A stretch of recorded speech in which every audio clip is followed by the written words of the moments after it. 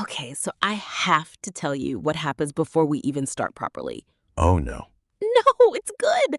It's good. So, a friend of mine just got back from 3 weeks traveling completely alone through Japan.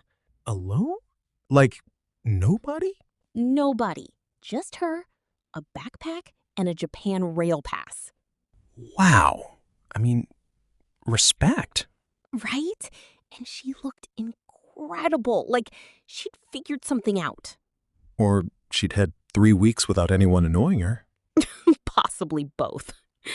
Anyway, hi everyone. Welcome back to Learn English Podcast. I'm Emily, I'm Nathan. and today we're talking about solo travel. Whether you've done it, whether you'd ever do it, whether the idea excites you or quietly terrifies you. And along the way, we're using some grammar that comes up constantly in real conversation. Things like a friend of mine, on my own space, structures that even fairly advanced learners sometimes get slightly wrong. Just enough off that a native speaker notices. So we'll sort that out. Let's do the grammar bit quickly, then just talk. Okay, 3 things. And one more, actually. Quick, I promise. Please subscribe and put a like on this video. It is free and it makes all the difference. Right. So, grammar. Number one, a friend of mine. In English, you say a friend of mine, not a friend of me. That's the mistake. It's always of mine, of yours, of his, of hers, of ours, of theirs. Never of me, of you, of him. So, a friend of mine is getting married. A colleague of hers just quit. That was actually an idea of yours, wasn't it? All totally natural. You can also use someone's name. A friend of Sarah's, a neighbor of Tom's. The apostrophe S is there. A colleague of Tom's called in sick. Completely normal. Number 2, my own. My own means something that is specifically, exclusively yours. Not shared, not borrowed. My own room. Your own car. Her own business. You're stressing, this is mine, nobody else's. Important note, you cannot say an own room. It doesn't work on its own. It needs a possessive. My own, your own, their own. You can also flip the word order. A room of my own. A place of her own. Same meaning, slightly more literary sounding, but absolutely used in normal speech. And number 3, on my own and by myself. Both mean alone. They're basically interchangeable. I went on holiday on my own. I went on holiday by myself. Same thing. She lives on her own. She lives by herself. Same. One small nuance. By myself can have a slightly more dramatic or triumphant feeling in certain contexts. Like, I did it all by myself. Sounds more emotional than I did it on my own. Or more pathetic. I ate the whole pizza by myself. Very different energy to I ate the whole pizza on my own. Though, honestly, both are bad. Speak for yourself. Okay, I think we've got the tools. Let's just talk. So, solo travel. Have you ever actually done it? I have. Once. And it was an accident. An accident? Yeah, so a friend of mine was supposed to come interrailing with me through Europe. We'd planned the whole thing, about 4 countries, 3 weeks, and then 2 weeks before, he just pulled out. No. Got a new job or a new girlfriend, I can't remember which, but either way, gone. So I just went on my own. Was that a conscious decision or did you panic and go anyway? Bit of both, honestly. I'd already booked everything. Wasn't going to lose the money. So I just thought, fine, I'll go by myself. And? One of the best things I've ever done. Genuinely. See? Everyone says that. And it's so interesting because the fear before is so enormous. It's massive. The anticipation of being alone is so much worse than actually being alone. Yes, because you're picturing it and thinking, who am I going to talk to? What if something goes wrong? What if I'm just sitting by myself in a restaurant looking tragic? Which does happen, to be fair. Does it? There's definitely a first day adjustment period where you're like, okay, I'm in Prague and I have no one to say, oh, look at that, to. Oh, look at that problem. That's so real. But then you start figuring out your own rhythm. You eat when you want, you go where you want, you don't have to negotiate anything with anyone. You don't have to make group decisions about anything. You just do your own thing. And that's actually quite peaceful. Okay, so I've done proper solo travel too. Planned it intentionally. And the thing that surprised me most was how social it made me. That's counterintuitive. Completely. Because when you're traveling with someone, you already have your social unit. You don't really need to reach out. But when you're on your own, you're almost forced to talk to strangers. You have to make the effort. Yeah. And I ended up having these incredible conversations I never would have had otherwise. Like, okay, there was a woman I met in a hostel in Lisbon. Wait, you stayed in a hostel? I mean, yes. I was 26 and on a budget. Okay. Continue.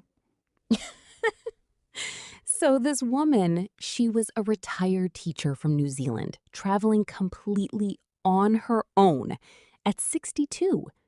That's amazing. And I said to her, is it strange traveling by yourself? And she said, and I will never forget this, she said, I spent 30 years making sure everyone around me was comfortable. Now, I want a trip of my own. Wow. Right? I just thought that was, yeah. There's something to that. The idea of having something that is entirely yours. No one else has a claim on it. Exactly. I think that's actually what puts some people off solo travel, though. Not the loneliness, but the responsibility. Like, every decision is your own. There's no one to split it with. If you pick the wrong restaurant, that's on you. If you miss the train, that's on you. No one to blame. Which some people find deeply uncomfortable. It depends on your personality. Some people genuinely need to process things out loud with someone else. And if you're that kind of person, being on your own for 2 weeks might just feel depleting.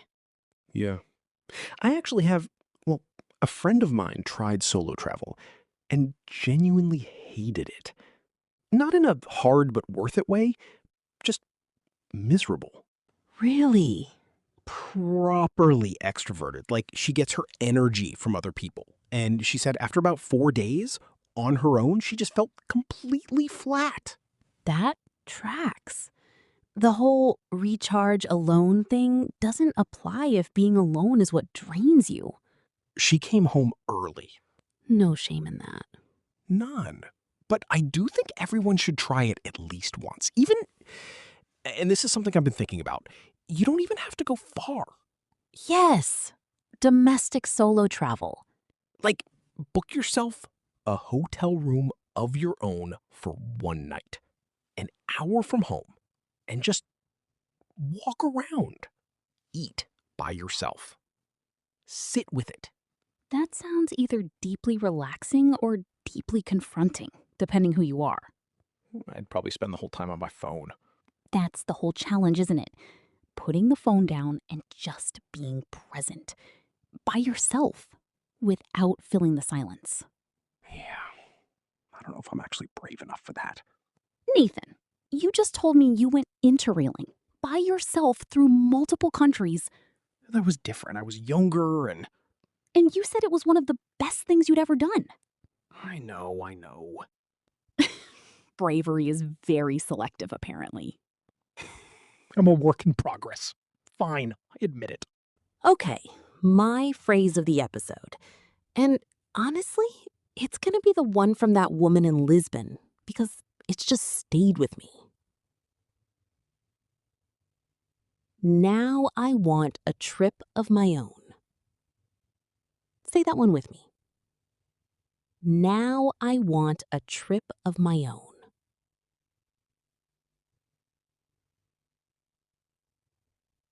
Perfect. And remember, you can swap trip for anything. A place of my own, a project of my own, a life of my own. Very useful structure. Quick run through. Here's what we had today. A friend of mine, not a friend of me. It's always of mine, of yours, of his, of hers, of ours, of theirs. You can also use names. A friend of Sarah's, a neighbor of Tom's. My own, your own, her own. To show something is exclusively yours, not shared, not borrowed. My own rhythm, her own space, their own decisions. You can also say a room of my own, a place of her own. Same meaning, slightly different structure. And on my own and by myself both mean alone, interchangeable in most cases. By myself can sometimes feel slightly more emphatic or emotional. I ate the whole pizza by myself. We're not going back to that. We're not going back to that. Okay, quiz time. 3 sentences, 2 have a mistake, 1 is correct. See if you can spot them before Emily does. Sentence 1. He went traveling on his own for the first time and loved it. That one's correct. On his own. Perfect. Nothing to change. Sentence 2. A friend of me just moved to Berlin. Nope. It's a friend of mine, not of me. A friend of mine just moved to Berlin. That's the one. And sentence 3. She finally has an own apartment. Also wrong. You can't say an own apartment. It needs the possessive. She finally has her own apartment. Nice work if you got both of those. Before we go, shadowing time. I'll say a sentence, you repeat it after me.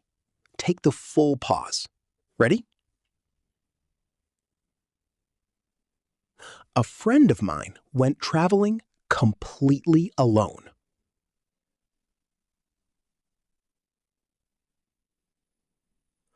I want a place of my own someday.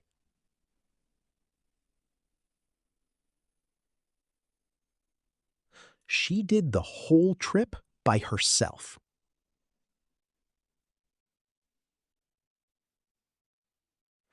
I ate the whole pizza by myself.